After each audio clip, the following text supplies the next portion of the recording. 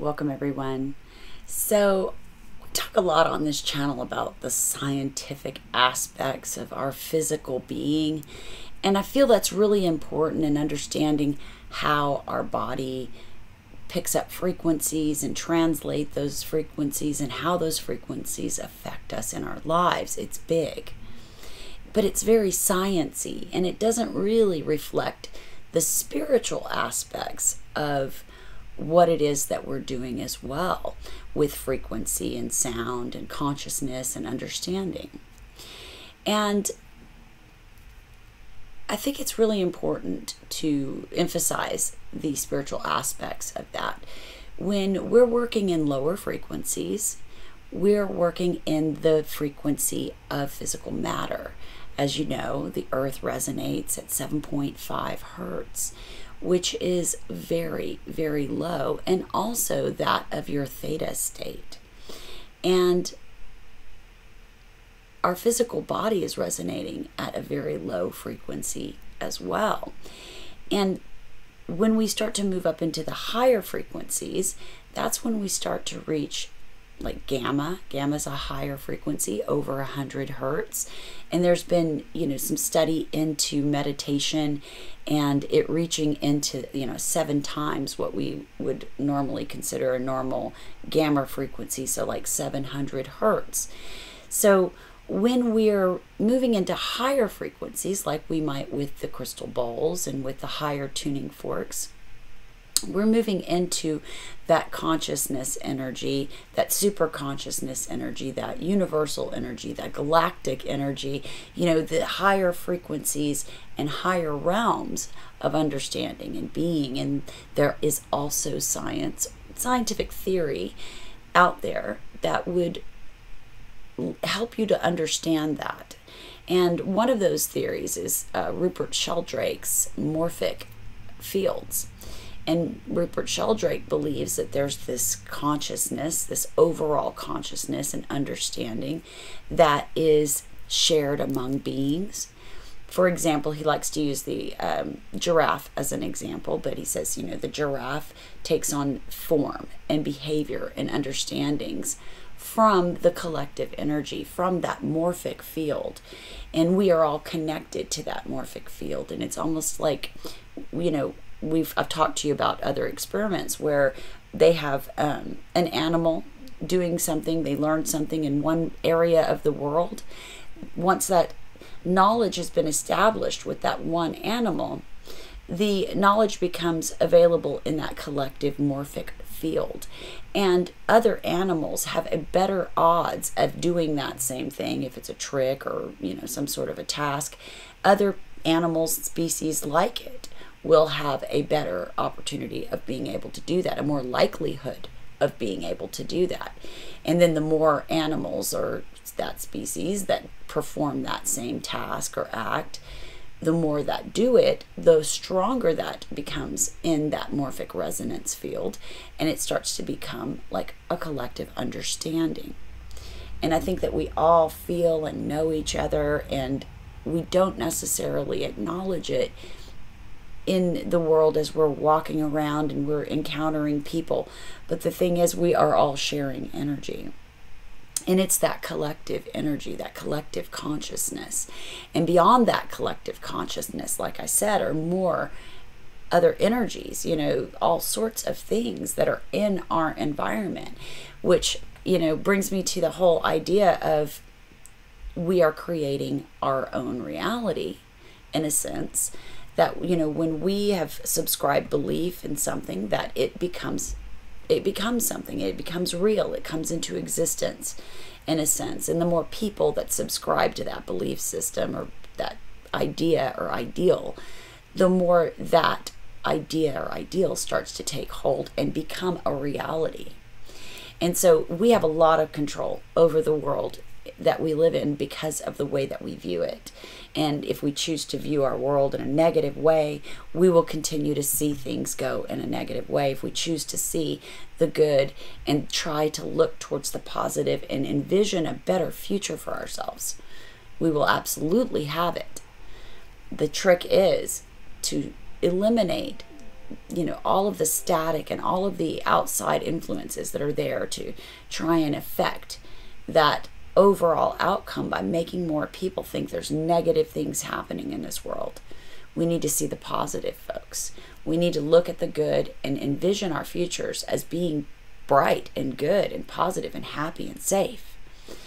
And when it comes to all of the things that we're creating, which goes back to the Copenhagen theory, the double slit experiments, where we know that particles behave a certain way when they are being watched, and when we have our own expectations for how that particle is supposed to be behaving. And when it's not watched, it has infinite possibilities, and it brings things down to a much simpler field of understanding, when it's like what you believe is what you're going to experience. And that's really just ABC 1, 2, 3. If you believe it, it's going to be that way. So you really have to believe things are better than what they really are, and you can't just fool yourself. You have to honestly see the good. So I say hyper focus on the good stuff in this world, hyper focus on what you want to see in this world, and things will improve. And then with regard to all of these other spiritual aspects, entities, ghosts, things like that, that's been a big topic that's come up lately, and it ties into all of this collective consciousness and spirituality and understanding the difference in the frequencies as well. And I think that everything that ever is or ever was is a special and unique combination of frequencies. And so you are a frequency, and you have like a calling card. It's you, it's your energy, it's your vibe, it's your frequency. And there probably isn't another one like you. And just like that, every energy that ever was, there's energy does not cease to exist. Energy doesn't go away. It continues. And so that frequency continues on. And I think that's why we experience, ghostly apparitions and things like that. That frequency's still here. And they may very well have some sort of consciousness with the ability to tap into the conscious collective. And then with regard to angels and demons and all of the other ethereal realm, yes, I think that's absolutely a reality, because it is something that either we created or was created, but it's something that's believed in, and it's here, and it is readily available to us. And then with regard to God, our connection, and all that is, it is scientifically explainable with the Higgs boson particle. It exists in everything, and it is a super transmitter. And it takes me back to the Old Testament, where it talks about God, becoming one with everything that ever was and ceasing to exist on this plane in the sense of a visible being. He was one with everything. And guess what? Energy lives in absolutely everything. And the Higgs boson particle lives in absolutely everything, which is a transmitter, which is exactly what we are.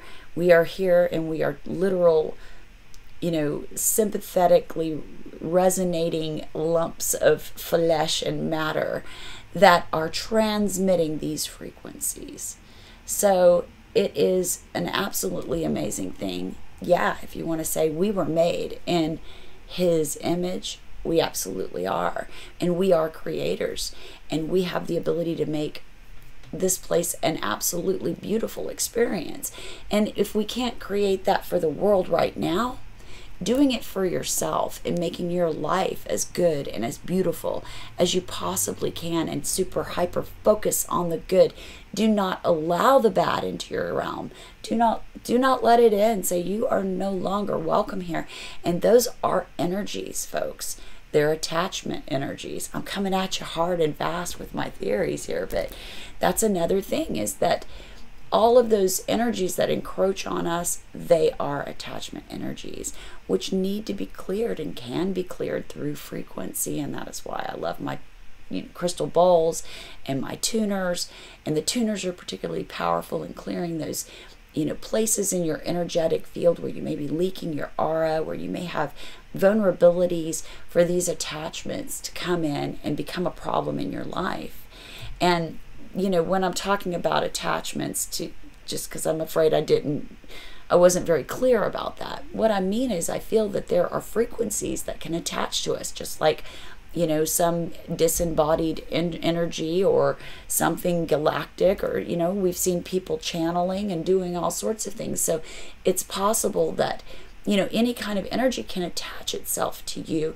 And it has a lot to do with, what energy we allow ourselves to be in and the environments that we create for ourselves. And we need to say no. We don't want any of the negative. We don't want the attachments. And we need to get them cleared from our electromagnetic field, from our body, from our chakras, and from our general energy. And the channel becomes very clear. And it makes it easier to manifest things in your life when you get rid of all that stuff. Clear it out. Get a clear channel. Let go of the things that, hold you back. Because there are a lot of things out there, especially right now, that are like, hey, come over here, I'm going to lead you to the light. And, this is going to be the right thing for you to do. There's a lot of things that are telling you what to do right now. And you can trust me in telling you, you need to listen to you. And you need to listen to your collective conscious, your connection with God, spirit, higher self, Lordy Lord, whatever you want to call it. You want to keep that channel as clear as possible. You want to do what's healthy and right for yourself, and keep your mind clear so that you can maneuver this reality, this plane, however you want to look at it. So you can maneuver that in the best way possible for you and everyone that's in your life. So I hope you guys enjoyed this video. I just kind of rattled off. I don't know. Anyway, next time I'll try to plan it out a little bit for you, but I just thought it'd be nice to talk about some of that stuff and, talk about the more spiritual aspects of, the things that I'm presenting on this channel with regard to frequency. And I do think that, like I said, everything in this world and everything you see and everything you don't see is a frequency. All right, guys, I wish you all the very best. Take care.